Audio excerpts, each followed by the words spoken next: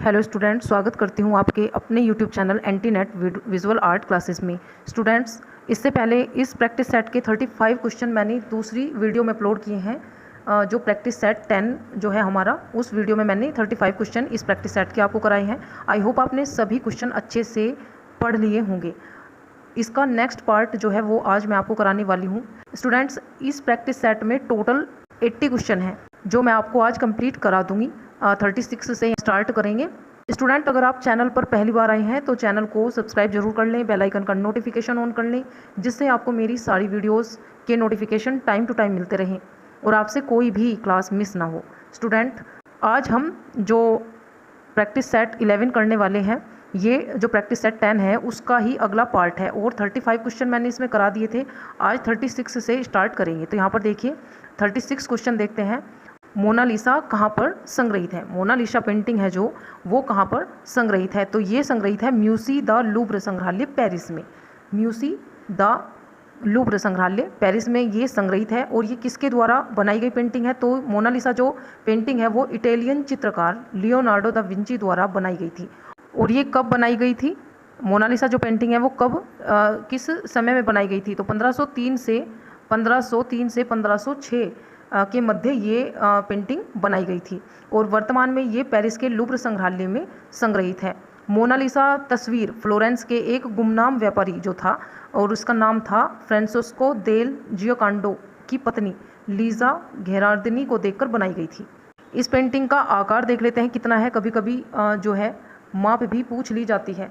तो पेंटिंग जो है इसका आकार है 77 गुने 53 सेंटीमीटर। 77 लंबाई और 53 जो है इसकी चौड़ाई। सेंटीमीटर में तो ये है, सेंटीमीटर में देखें तो 77 गुना 53 सेंटीमीटर इसकी माप है। और अगर इंच में देखें तो 30 गुना 21 इंच इसकी माप है। अब नेक्स्ट क्वेश्चन देख लेते हैं।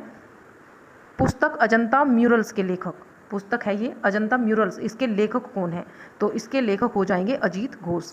अजीत घोष जो है इस पुस्तक के लेखक हैं। नेक्स्ट क्वेश्चन देखते हैं। अजंता गुफाओं में गुफा संख्या, यहाँ पर डैश करके दिया गया है, में फाइटिंग बुल यानी कि फाइटिंग बुल लड़ता हुआ वृषभ विषय पर एक चित्रकारी है। तो ये कौन सी गुफा संख्या में है? गुफा संख्या 1 में, गुफा संख्या 1 में फाइटिंग बुल विषय पर चित्रकारी प्राप्त हुई है। अगला प्रश्न देखते हैं 39। महात्मा बुद्ध के पूर्व जन्मों की काल्पनिक कथाएं किससे संबंधित है? तो यहाँ पर देखिए सभी को पता है, ये क्वेश्चन काफ़ी बार आया भी है, जातक कथाएं, जातक कथाओं से जो है संबंधित हैं। नेक्स्ट क्वेश्चन देख लेते हैं। अजंता की गुफाएं निम्न में से कहाँ पर स्थित हैं? अजंता की गुफाएं निम्न में से कहाँ पर स्थित हैं? तो ये हैं औरंगाबाद जिले में। अजंता की गुफाएं महाराष्ट्र के औरंगाबाद जिले में है। अजंता की गुफाएं जो है महाराष्ट्र के कहाँ पर है? औरंगाबाद जिले में स्थित हैं। और इनकी खोज कब हुई थी? इनकी खोज हुई थी 1819 ईस्वी में। 1819 ईस्वी में हुई थी। और यहाँ पर कितनी गुफाएं हैं? गुफाएं हैं यहाँ पर टोटल 30 गुफाएं हैं। और इनका जो है गुफाओं का निर्माण लगभग कितना हुआ था? 1000 वर्षों में 200 ईस्वी पूर्व निर्माण हुआ था गुफाओं का, लगभग 1000 वर्षों में। और 200 ईस्वी पूर्व से 700 ईस्वी पूर्व के मध्य इनका जो है निर्माण हुआ था। अब नेक्स्ट क्वेश्चन देख लेते हैं। कल्पसूत्र किस धर्म का धार्मिक पाठ है? दिए गए विकल्पों में से पहचान करें। कल्पसूत्र, यहाँ पर कल्पसूत्र के बारे में पूछा गया है तो सभी जानते हैं कि ये जैन धर्म का धार्मिक पाठ है। कल्पसूत्र नामक धर्मशास्त्र जो है ये जैन धर्म से संबंधित है। और कल्पसूत्र का परिचय देते हुए मुनि विमल सागर महाराज ने कहा है, कल्पसूत्र जैन धर्म जो 45 प्राचीन आगम शास्त्रों में से एक है। ये किसने कहा है? ये कहा है मुनि विमल सागर महाराज जी ने। कल्पसूत्र नामक जो जैन ग्रंथ है उसमें हमें क्या जो है मुख्य रूप से देखने को मिलता है? तो इसमें इस ग्रंथ में तीर्थंकरों यानी कि पार्श्वनाथ, महावीर स्वामी आदि जो हैं उनका जीवन चरित्र जो है वो वर्णित किया गया है। और यह किसकी रचना है? वो भद्रबाहु द्वारा रचित है। नेक्स्ट क्वेश्चन देखते हैं। प्रांतीय शैलियों का यह स्थान नहीं है। तो यहाँ पर ऑप्शन दिए गए हैं 4, इनमें पूछा गया है प्रांतीय शैलियों का यह स्थान नहीं है। तो यहाँ पर देखिए दिल्ली जो है वो प्रांतीय शैलियों का स्थान नहीं है, जबकि मांडू, बंगाल और गुजरात यहाँ पर कला शैलियाँ हमें प्राप्त हुई हैं। नेक्स्ट क्वेश्चन देखते हैं। अजंता की गुफा संख्या 1 का निर्माण काल, अजंता की गुफा संख्या 1 का निर्माण काल यहाँ पर पूछा गया है। तो राइट आंसर है यहाँ पर 7वीं शताब्दी। और अगर थोड़ा इनके बारे में देखा जाए तो गुफा संख्या 1 जो है वो कब निर्मित हुई थी, यानी कि जो इसका काल है वो है 626 ईस्वी, 626 ईस्वी। और गुफा संख्या जो 2 है उसका समय काल क्या रहा है, गुफा संख्या अजंता की जो 2 है उसका जो समय काल है वो है 628 ईस्वी। वही 9 और 10 का समय है 200 ईस्वी पूर्व से कितना है 300 ईस्वी, 300 ईस्वी। और फिर 16 और 17 ज़्यादातर यही पूछी जाती हैं। 16 और 17 का जो निर्माण काल है, यहाँ पर निर्माण काल मैं आपको बता रही हूँ। 16 और 17 जो गुफाएं हैं उनका निर्माण काल है 350 से 500 ईस्वी, 350 से 500 ईस्वी। अब नेक्स्ट क्वेश्चन देखते हैं। कनिंघम ने हड़प्पा टीला किस वर्ष खोजा, कनिंघम ने हड़प्पा टीला किस वर्ष खोजा था, तो 1878 ईस्वी में, 1878 ईस्वी में कनिंघम महोदय ने हड़प्पा टीले की खोज की थी। हड़प्पा टीले की जो खुदाई हुई है किसने की है, तो वो की है राय बहादुर दयाराम साहनी के द्वारा। नेक्स्ट क्वेश्चन देखते हैं। भित्ति चित्रकला बुद्ध का प्रलोभन टेम्पटेशन ऑफ बुद्धा किस संख्या वाली गुफा में स्थित है। भित्ति चित्रकला बुद्ध का प्रलोभन टेम्पटेशन ऑफ बुद्धा, इंग्लिश में इसको बोला जाता है, किस गुफा संख्या में ये स्थित है। तो यहाँ पर देखिए गुफा संख्या 1 में, गुफा संख्या 1 में टेम्पटेशन ऑफ बुद्धा जो है वो स्थित है। अगला प्रश्न देखते हैं। पद्मपाणि बोधिसत्व है, पद्मपाणि बोधिसत्व है, तो ये क्या है अजंता गुफाओं में। यहाँ पर ऑप्शन दिए गए हैं बाघ गुफा में, जोगीमारा गुफा में, सिगेरिया में, लेकिन ये कहाँ पर है, पद्मपाणि बोधिसत्व जो है अजंता की गुफाओं का एक भित्ति चित्र है। नेक्स्ट क्वेश्चन देखते हैं। भारतीय पौराणिक गाथाओं का मनोहारी अंकन नवीन युग के किस आधुनिक चित्रकार ने किया था। तो यहाँ पर देखिए जो है राजा रवि वर्मा, राजा रवि वर्मा ने, राजा रवि वर्मा का जन्म कब हुआ है, राजा रवि वर्मा का जो है जन्म कब हुआ है, तो इनका जन्म हुआ है 29 अप्रैल 1848 ईस्वी में, 1848 ईस्वी में। नेक्स्ट क्वेश्चन देखते हैं। राजा रवि वर्मा की मृत्यु किस वर्ष हुई थी, तो इनकी मृत्यु 1906 में हुई थी, 2 अक्टूबर 1906 में इनकी मृत्यु हो गई थी। अगला प्रश्न देखते हैं। प्रसिद्ध चित्रकार राजा रवि वर्मा का जन्म कहाँ पर हुआ था, तो राजा रवि वर्मा का जो जन्म हुआ था वो केरल के किलीमन्नूर ग्राम में अप्रैल सन 1848 ईस्वी में हुआ था। और राजा रवि वर्मा ने चित्रकला की शिक्षा कहाँ से ली थी, इन्होंने चित्रकला की शिक्षा ली थी थियोडोर जैनसन जो एक यूरोपियन चित्रकार थे। और राजा रवि वर्मा भारत के एक ऐसे प्रथम जो है पहले कलाकार थे जिन्होंने तेल चित्रण में जो है पौराणिक विषयों से संबंधित चित्र बनाए हैं। अगला प्रश्न देखते हैं। राजा रवि वर्मा के चित्र किस पर आधारित होते हैं, तो ये होते हैं यथार्थवादी शैली, यथार्थवादी शैली पर आधारित होते हैं। अगला प्रश्न देखते हैं। स्टेला क्रेमरिस ने किस चित्रकार को भारतीय घनवादी चित्रकार कहा है, स्टेला क्रेमरिस ने किस चित्रकार को भारतीय घनवादी जो है चित्रकार कहा है, तो देखिए यहाँ पर जो है गगनेंद्र नाथ टैगोर को स्टेला क्रेमरिस ने भारतीय घनवादी चित्रकार कहा है।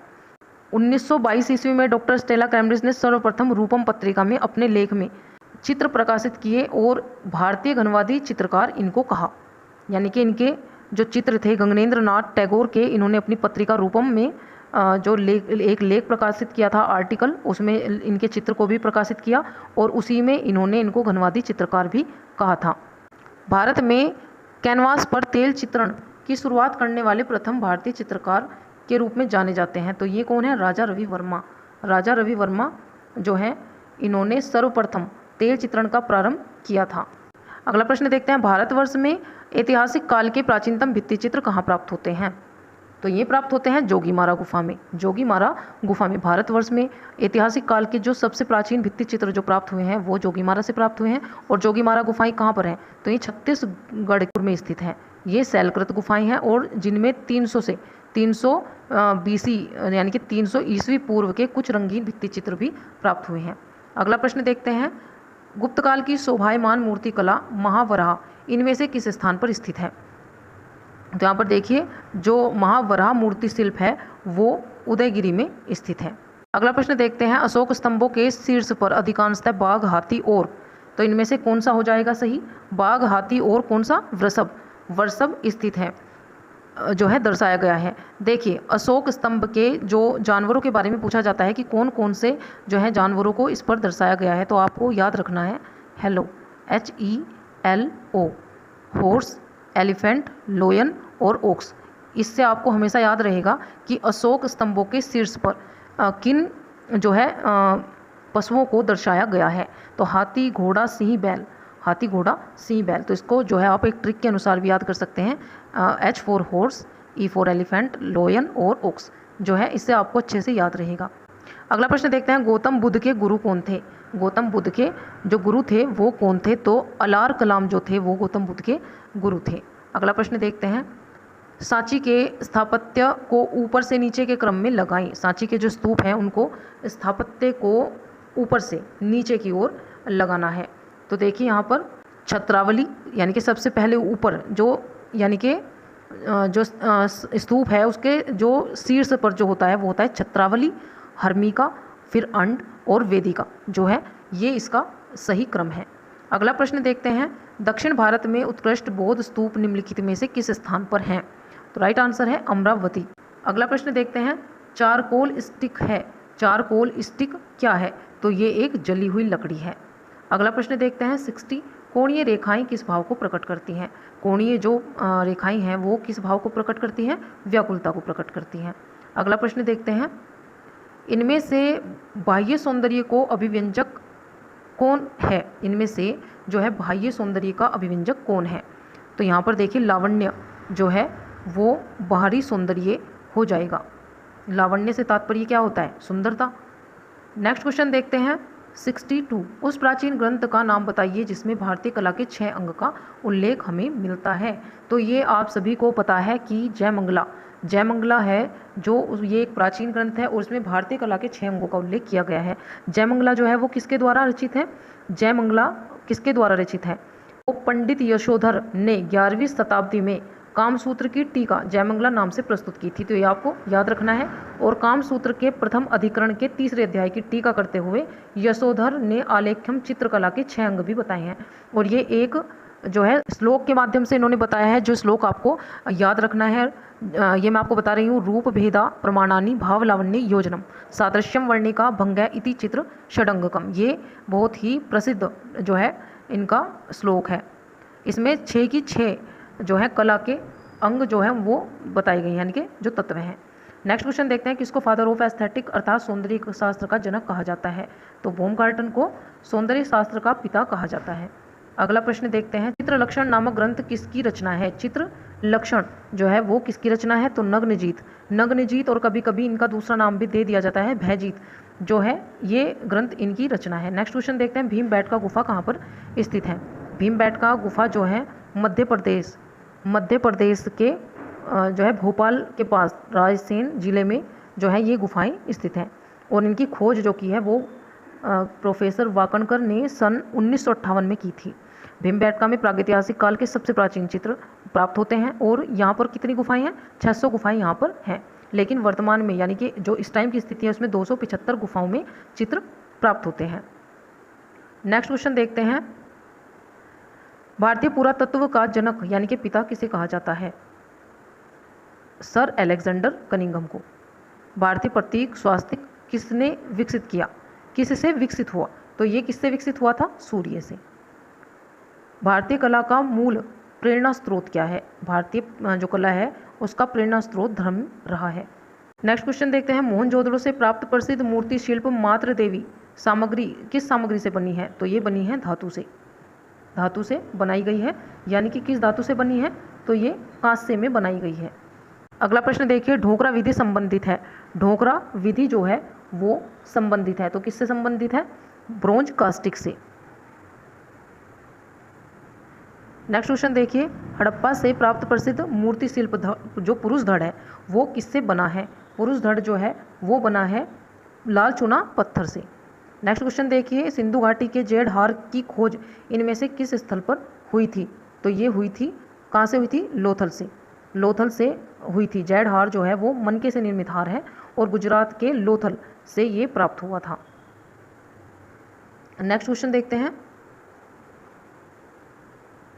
सिंधु घाटी से प्राप्त अलंकृत मृद भांडों पर बने अलंकरण किस आकार में बने हैं? तो ये बने हैं ज्यामितीय आकार में। ज्यामितीय आकार में। अगला प्रश्न देखते हैं, न्यूटन ने 7 रंगों का वैज्ञानिक चक्र प्रस्तुत किया, तो किस सन में किया था? 1660 में न्यूटन ने 1660 ईस्वी में जो है प्रकाश के 7 रंगों का वैज्ञानिक चक्र प्रस्तुत किया था। और रंगों की उत्पत्ति का सबसे प्राकृतिक स्रोत किसको माना था? सूर्य को। सूर्य के प्रकाश से विभिन्न प्रकार के रंगों की उत्पत्ति होती है, ये न्यूटन ने ही थ्योरी दी थी। और ये जो 7 रंग हैं इनको हम किस तरीके से याद करते हैं? विबग्योर, विबग्योर यानी कि VIBGYOR। विबग्योर से जो है प्रकाश के यानी कि इंद्रधनुषी 7 रंग याद किए जा सकते हैं, जैसे violet, indigo, blue, green, yellow, orange और रेड जो है ये विबग्योर जो है प्रकाश के 7 रंगों को प्रदर्शित करने की एक ट्रिक है।